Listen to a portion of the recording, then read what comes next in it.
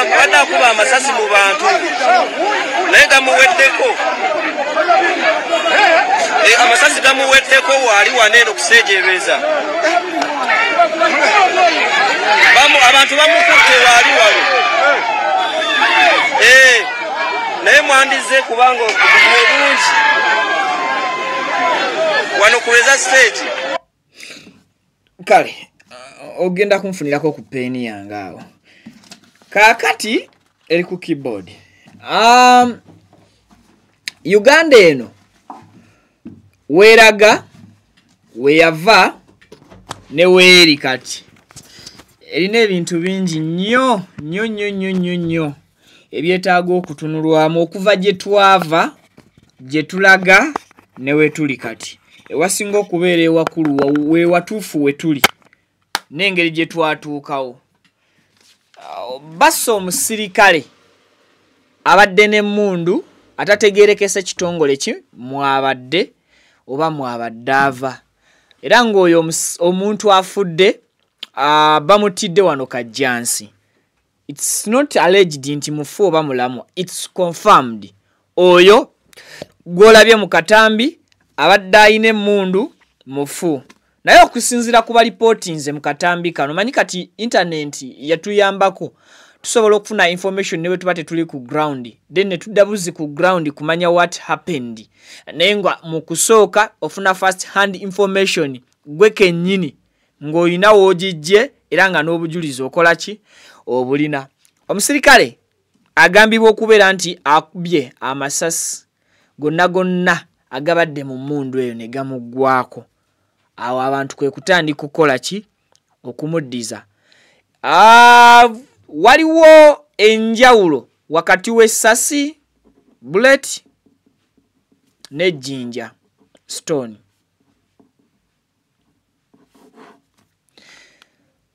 Essasi limu likutta you die. Wabula n'ejjinja limu singa baba balikubye ne likwata ewabi you can die. Akutta essasi bw'akuba limu terisobola kutta bataano. Akutta ejjinja bw'akuba limu nalyo teritta bataano. Kyengezaako okusiiga oba mukitegeera mukifuna. Nga sinnatuuka na wala nnyo abantu bongedde okwekyawa ku nkozesa y'abakuumaddembe gye bakuumamu be balina okukuuma ne gye bakozesaamu ebibaweebwa okukuuma. Simanyi ono nga tannasumulula mmundu kutandika kukuba byasi yavudde ku ki? Ekyo kye ŋŋenda okunoonya. Now okusinziira ku biriwo biraga nti ono ku stage y'erweza wano mu town council y'e Kajjansi yavudde ndowooza oba avudde mu mbeera oba abadde ayina ebimunyiiziza ekyo ffenna tetunnamanya. Kati omukuumaddembe omu bw'obeera mu bantu owalirizibwa not even owalirizibwa otendekebwa wakati leero bino mbinnyonnyole ntya. Omukuumaddembe yenna ng'okutta ekissi okugeza ng'emmundu otendekebwa era tusuubira okuba nti oba n'obumanyirivu obuhandolinga abantu abavudde mu mbeera era tusuubira okuba nti omukuumaddembe yenna amanyi amaanyi g'ekyokulwanyisa ekimuweebwa kyatambula nakyo. Tetusuubira kubeera nti mukuumaddembe y'omu asobola okuva ku kye tuyita warning shots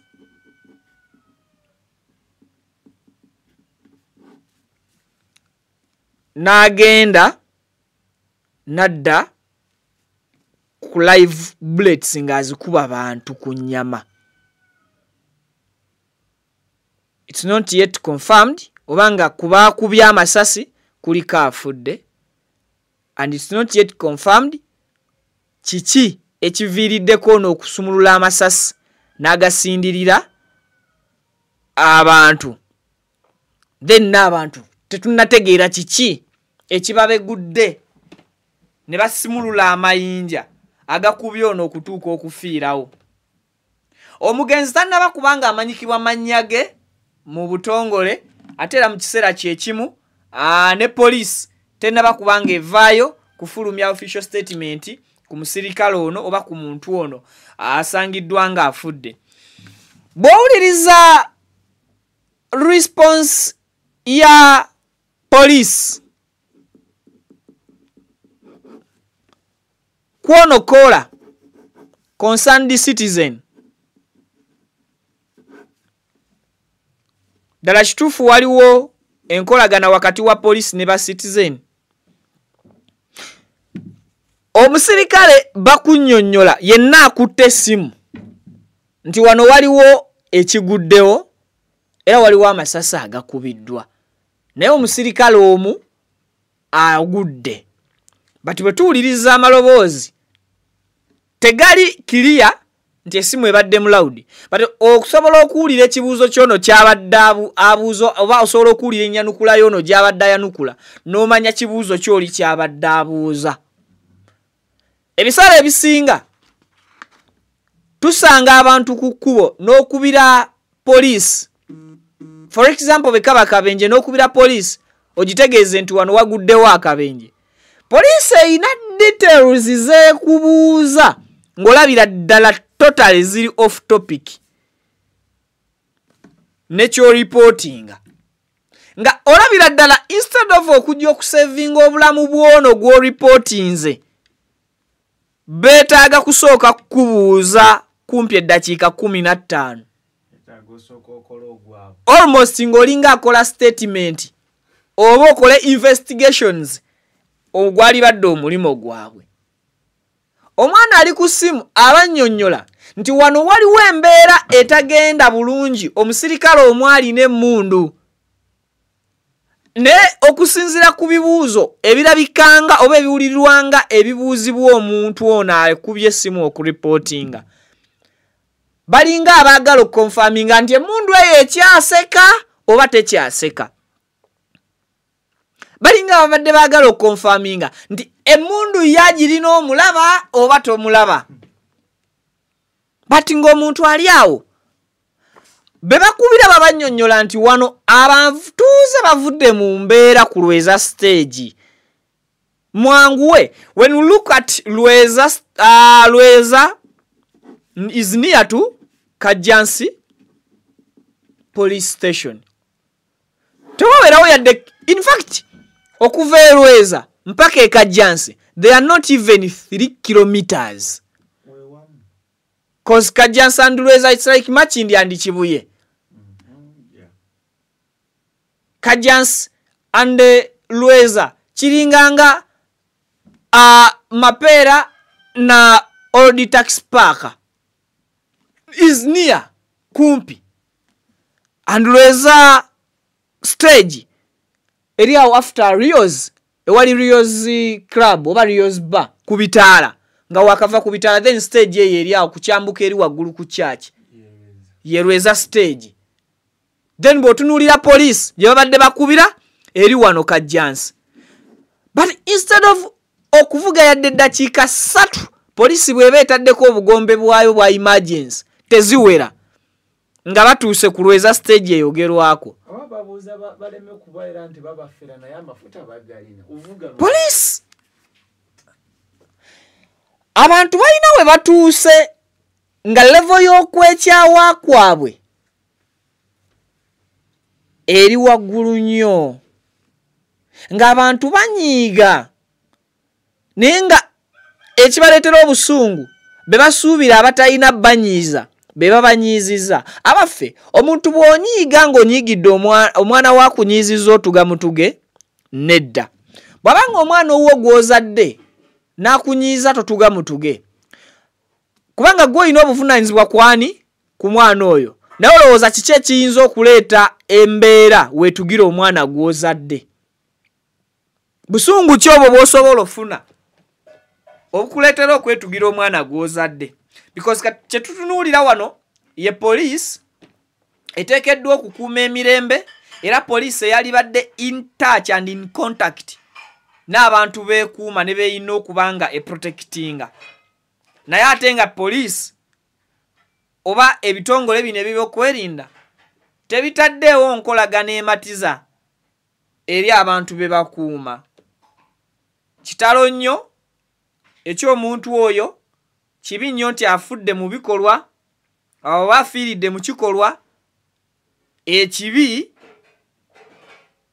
nti akubiddwa bukubibwa, naye tetunnamanya kiki ye ekimukubizza, ye yakoze eki. Kubanga abantu bano tebava mu bbanga. And Viki Exclusive Media tuvumirira ne sekuvumirira yenna ebikolwa ebya violence. But remember, omuntu singa abatafunye justice nga balina okumuwa justice, bagaana okumuleetera justice ku mmeeza ye, agenda kukozesa injustice okufuna justice. Ekyo ekigambo kijja kundeetera oba mitawaana naye nga kye kituufu. Omuntu yenna ng'anoonya justice, nga waliwo abalina okumuwa justice ne balemererwa, omuntu oyo omuntu anoonya justice asobola okwekyawa n'ava mu mbeera n'akozesa injustice ng'anoonya justice.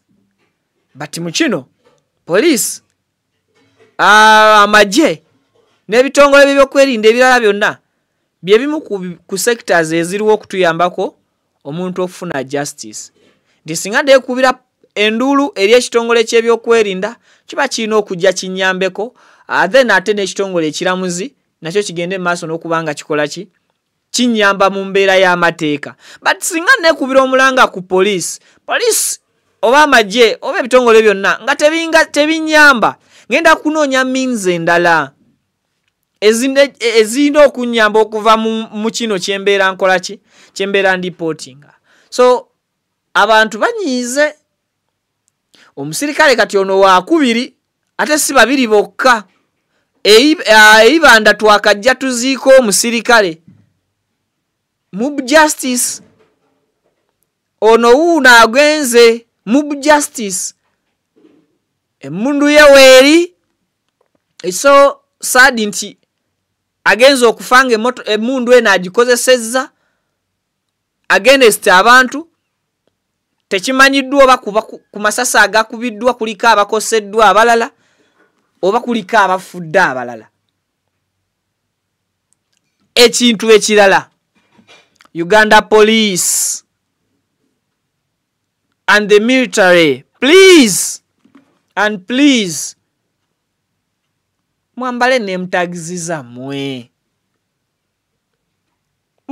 mulekeko departments zammwe gye mugwa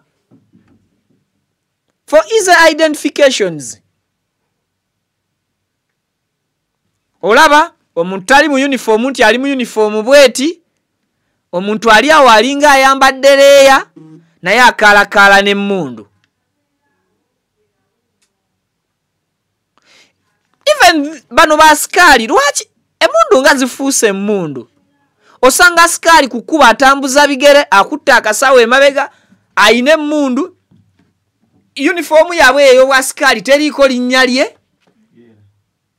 Olusi uniform bagula nezi ovulo teriiko yadde kitongole kya security company gy'akolera.